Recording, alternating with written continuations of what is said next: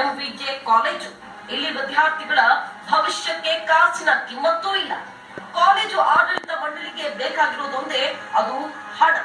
ಅದಕ್ಕಾಗಿ 70 ವಿದ್ಯಾರ್ಥಿಗಳ ಭವಿಷ್ಯಕ್ಕೆ ಅಟೆಂಡೆನ್ಸ್ ಶಾರ್ಟೇಜ್ ಹೆಸರಲ್ಲಿ ಕೊಡಲಿ ಪೆಟ್ಟು ಹಾಕೋಕೆ ಮುಂದಾಗಿದೆ. ಹಾಲ್ ಟಿಕೆಟ್ ನೀಡದೆ ಎಲ್ಲ 70 ವಿದ್ಯಾರ್ಥಿಗಳಿಗೆ ಎಕ್ಸಾಮ್ ನಿಂದ ಬಹಿಷ್ಕಾರ ಹಾಕಿತ್ತು. ಇದನ್ನ ಪ್ರಶ್ನಿಸಿ ವಿದ್ಯಾರ್ಥಿಗಳು ಅಹೋರಾತ್ರಿ ಧರಣಿ ನಡೆಸಿದ್ರು. ಆದ್ರೂ ಆಡಳಿತ ಮಂಡಳಿ ಮಾತ್ರ ಕ್ಯಾರೆ ಅಂದಿಲ್ಲ.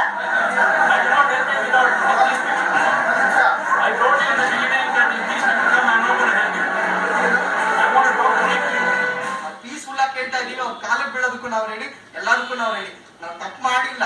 ಇನ್ನೊಂದೇನಂದ್ರೆ ಏರೋನಾಟಿಕಲ್ ಸ್ಟೂಡೆಂಟ್ಸ್ ಮಾತ್ರ ಇದ್ದಾರೆ. ಏನಕ್ಕೆ ಅದು? ಬೇರೆ ಡಿಪಾರ್ಟ್ಮೆಂಟ್ ಅವರಲ್ಲಿ 70 ಜನ ಡಿಟೈನ್ ಮಾಡಿದ್ದಾರೆ. ಅವ್ರ ಭವಿಷ್ಯ ಏನು ಮುಂದೆ? ಯಾವ ವರ್ಷನೂ ಈಗ ಆಗಿಲ್ಲ. 6th ಸೆಮ್ ನಾನು ಓದ್ತಾ ಇದ್ದೀನಿ. 5 ಸೆಮ್ ಅಲ್ಲಿ ಯಾವ ಸೆಮ್ ಅಲ್ಲೂ ಇದಾಗಿಲ್ಲ. 6th ಸೆಮ್ ಏನಕ್ಕೆ? ಅದ್ರಲ್ಲೂ ನಾವೇನಕ್ಕೆ ನಮ್ ಓನ್ ಕಾಂಟ್ರಿಬ್ಯೂಷನ್ ನಾವು ಕೊಟ್ಟಿದೀವಿ ಕಾಲೇಜ್ಗೋಸ್ಕರ.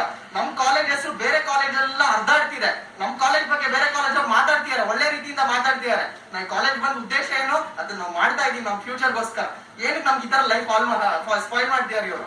ಇನ್ನು ಈ ವಿದ್ಯಾಸಂಸ್ಥೆಯ ಸರ್ವಾಧಿಕಾರ ಧೋರಣೆಯನ್ನ ಪ್ರಶ್ನಿಸೋದಕ್ಕೆ ತೆರಳಿದ ನಮ್ಮ ಮಹಿಳಾ ವರದಿಗಾರ್ತಿ ಮೇಲೆ ಕೆಲ ಸಿಬ್ಬಂದಿ ಹಲ್ಲೆಗೆ ಮುಂದಾದ್ರು. ಇದು ಖಾಸಗಿ ಸಂಸ್ಥೆ, ಇಲ್ಲಿಗೆ ಹೇಗೆ ಬಂದ್ರಿ ಅಂತ ನಮ್ಮ ದಿಗ್ವಿಜಯ ನ್ಯೂಸ್ ನ ಮಹಿಳಾ ಪ್ರತಿನಿಧಿಯನ್ನ ತಳ್ಳಿದ್ರು. ಅಲ್ಲದೆ ನಮ್ಮ ಬಳಿ ಎಲ್ಲ ದಾಖಲೆಗಳಿರೋದಾಗಿ ಉಡಾಫೆಯಿಂದಲೇ ಆಡಳಿತ ಮಂಡಳಿ ಉತ್ತರಿಸಿತು. ಇದೇ ವೇಳೆ 2 ದಿನದಿಂದ ಪ್ರತಿಭಟನೆಯಲ್ಲಿ ಭಾಗಿಯಾಗಿದ್ದ ಒಬ್ಬ ವಿದ್ಯಾರ್ಥಿ ಅಸ್ವಸ್ಥಗೊಂಡ.